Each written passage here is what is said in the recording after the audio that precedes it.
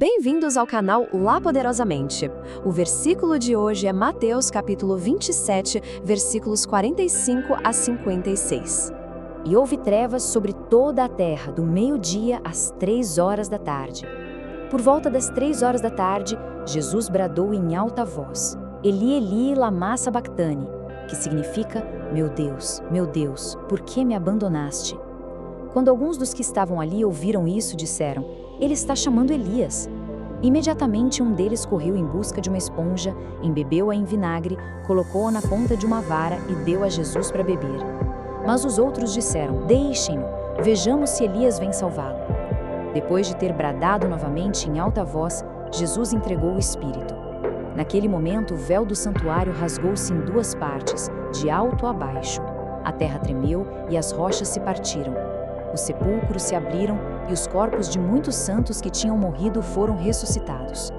E saindo dos sepulcros, depois da ressurreição de Jesus, entraram na cidade santa e apareceram a muitos. Quando o centurião e os que com ele vigiavam Jesus viram o terremoto e tudo o que havia acontecido, ficaram aterrorizados e exclamaram: Verdadeiramente este era o Filho de Deus. Muitas mulheres estavam ali, observando de longe. Elas haviam seguido Jesus desde a Galileia para o servir. Entre elas estavam Maria Madalena, Maria, mãe de Tiago e de José, e a mãe dos filhos de Zebedeu. Irmãos, esta é a palavra de Deus. E antes de começarmos a nossa reflexão, vamos juntos pedir a graça de Deus para que possamos compreender a sua palavra, que o Espírito Santo ilumine nosso entendimento. Bom, nossa análise começa com esse evento, um evento cósmico. O texto de Mateus nos diz que do meio-dia até as 3 da tarde simplesmente houve trevas sobre toda a terra. É importante a gente entender que isso não era um eclipse comum. Não. Isso era um sinal, um poderoso símbolo do peso do pecado do mundo inteiro sendo colocado sobre Jesus naquele exato momento. Do ponto de vista teológico, essa escuridão representa o juízo de Deus.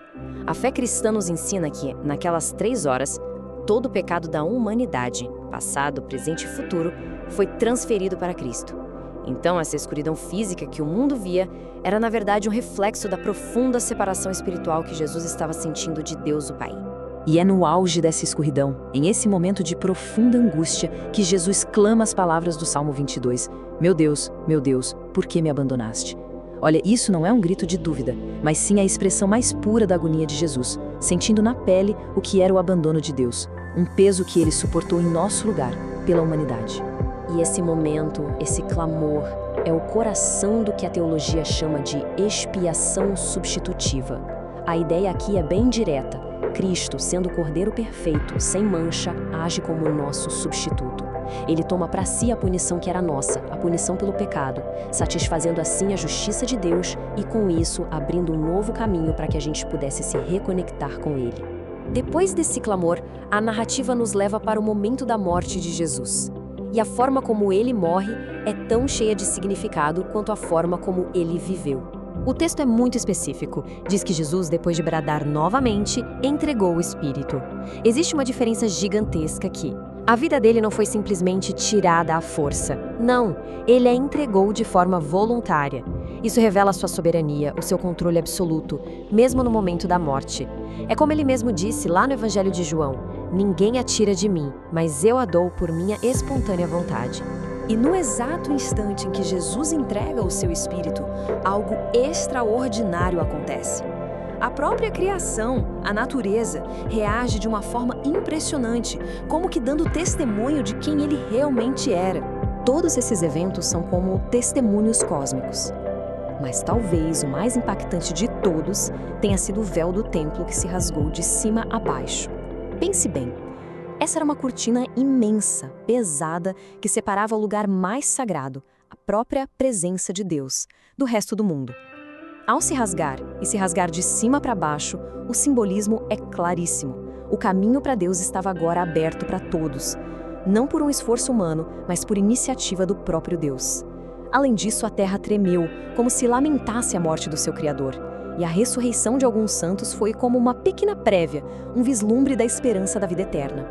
E no meio desse testemunho todo da criação, o foco da história muda para uma testemunha humana, e não qualquer uma, um oficial romano, o centurião encarregado da crucificação.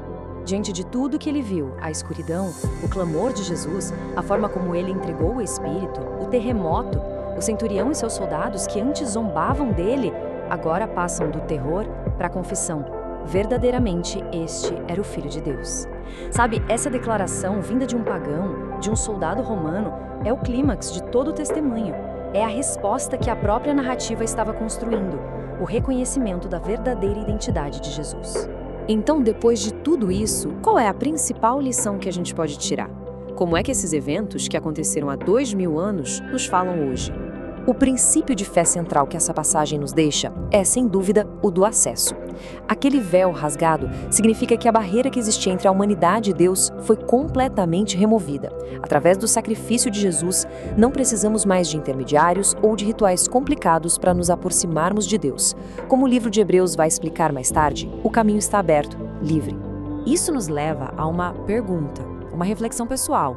Se a gente crê que o acesso a Deus é direto, que não existem mais barreiras, como é que isso transforma a nossa maneira de nos aproximarmos dele no dia a dia? A nossa espiritualidade deixa de ser baseada em medo ou em rituais e passa a ser uma caminhada de confiança, de relacionamento direto com ele? A morte de Jesus na cruz, como Mateus descreve, não é um fim trágico. Pelo contrário, é um evento que revelou uma nova vida, um novo acesso a Deus. E hoje gostaríamos de pedir orações de ânimo, alegria e agradecimento pela vida de Jabes, Janisa, Jaísa, Jader e Fábio. Que Deus siga abençoando plenamente a vida e os projetos de cada um. E que todos nós possamos seguir crescendo na fé em Cristo Jesus e no estudo da Palavra de Deus. Obrigado pela companhia nesta reflexão.